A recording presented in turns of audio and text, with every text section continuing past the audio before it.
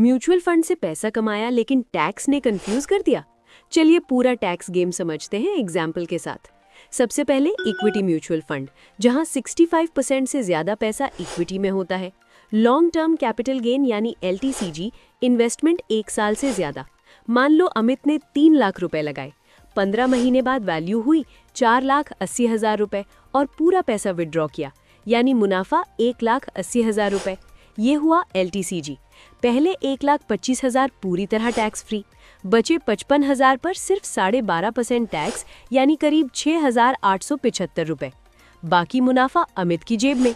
यही है long term equity का फायदा। शॉर्ट टर्म कैपिटल गेन यानी STCG, इन्वेस्टमेंट 1 साल से कम। अब मान लो राहुल ने 2 लाख रुपए लगाए और 8 महीने में 2,40,000 हो गए। 40,000 का गेन लेकिन 12 महीने से पहले निकाला, तो पूरा गेन पर लगेगा 20% टैक्स यानी 8,000 रुपए टैक्स सीधा कट गया। अब आते हैं डेट म्यूचुअल फंड पर।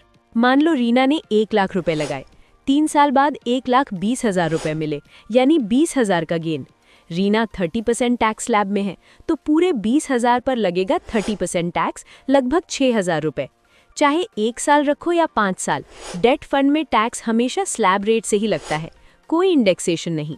हाइब्रिड फंड 65% या ज्यादा इक्विटी, इक्विटी जैसा टैक्स, कम इक्विटी, डेट जैसा टैक्स।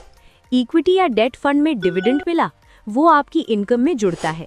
5,000 से ज्यादा पर 10% TDS भी कटता है। अब बहुत interesting gold mutual fund tax. 2 साल से पहले बेचा, प्रॉफिट आपकी इनकम में जुड़ता है और टैक्स स्लैब के हिसाब से टैक्स लगता है। 2 साल से ज्यादा रखा, प्रॉफिट पर 12.5% LTCG टैक्स। तो दोस्तों याद रखो, जल्दी बेचोगे तो टैक्स ज्यादा, लंबे समय टिकोगे तो टैक्स कम। SIP चालू रखो, टैक्स समझो और स्मार्ट इन्वेस्टर बनो। तो नमस्ते, मैं हूँ स्नेहा, आपकी म्यूचुअल फंड एडवाइजर। और फाइनेंस की ऐसी ही जानकारी के लिए मुझे फॉलो करें।